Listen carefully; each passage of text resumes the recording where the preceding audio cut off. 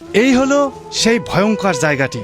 আসলে এর ভেতরে সিঁড়ি আছে, তলে যাওয়া যায়, কিন্তু এর তলে কেউ যদি এখানটাই বা পা দেয় তাহলে তার চোখ অন্ধ হয়ে যায়, বা লাইট নিয়ে গেলে লাইট কেটে যায়, লাইটের তার কেটে যায়।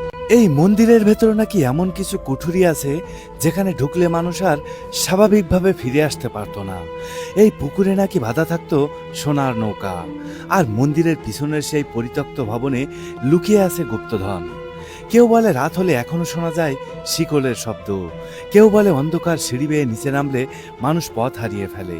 ৩০০ বছরেরও বেশি সময় ধরে সব রহস্য নিজের বুকে লুকিয়ে দাঁড়িয়ে আছে সাতক্ষীরার শ্যামসুন্দর মন্দির। আগের ভিডিওতে আমরা জেনেছি এই মন্দিরের ইতিহাস আর ঐতিহ্যের গল্প, আর এই ভিডিওতে থাকছে লোককথা, গুপ্তধন আর অজানা সব ভয়ঙ্কর ইতিহাস।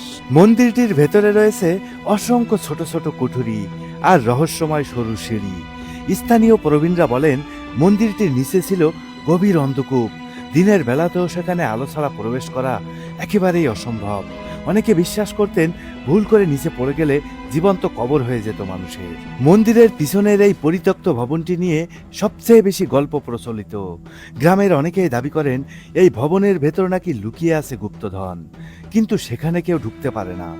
কারো কারো মতে ভিতরে প্রবেশ করলে অসুস্থ হয়ে যায় মানুষ, কারো মতে চোখে অন্ধকার নেমে আসে, আবার কেউ বলেন রাতের বেলা সেখানে অদ্ভুত শব্দ শোনা যায়। যদিও এসব ঘটনার কোনো প্রমাণ নেই, তবুও প্রজন্মের পর প্রজন্ম ধরে এই গল্পগুলো আজও বেঁচে আছে মানুষের মুখে মুখে। এই হলো সেই ভয়ঙ্কর জায়গাটি, শ্যামসুন্দর মন্দিরের ঠিক পিছন দিকে অবস্থিত, এবং এই ধ্বংসপ্রায় এই ভবনটির ভিতরে নাকি কেউ কখনো প্রবেশ করতে পারে না। যেই ব্যক্তি এর ভিতরে প্রবেশ করার চেষ্টা করছেন সেই ব্যক্তি হয়তোবা মারা গেছেন, নতুবা চিরদিনের জন্য অন্ধ হয়ে গেছেন। লোকমুখে ঠিক এমনই কথা প্রচলিত। তোমার নাম কি? রিয়ান। রিয়ান, তোমার বাসা এখানে? আমার দক্ষিণ সোনাবাড়ি বাসা। দক্ষিণ সোনাবাড়ি বাসা। কোন ক্লাসে পড়ো? ক্লাস 5। এখানে কি হয়, এটা বন্ধ কেন? ভিতরে কি আছে আসলে?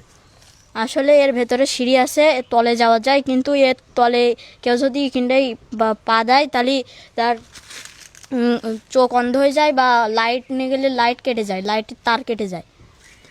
এই জায়গাটি এমন একটি জায়গা যার ভিতরে কেউ প্রবেশ করতে পারে না, আর এটি প্রায় ৩০০ বছর প্লাস একটা স্থাপনা, আর ভিতরে প্রবেশ করতে গেলেই কোনো না কোনো বিপদ চলে আসে। তাই হয়তোবা এই জায়গাটিকে বন্ধ করে দেওয়া হয়েছে। মন্দিরের সামনের এই বিশাল পুকুরটি নিয়েও রয়েছে বিস্ময়কর কাহিনী। লোককথায় শোনা যায় একসময় এই পুকুরে বাঁধা থাকতো সোনার নৌকা।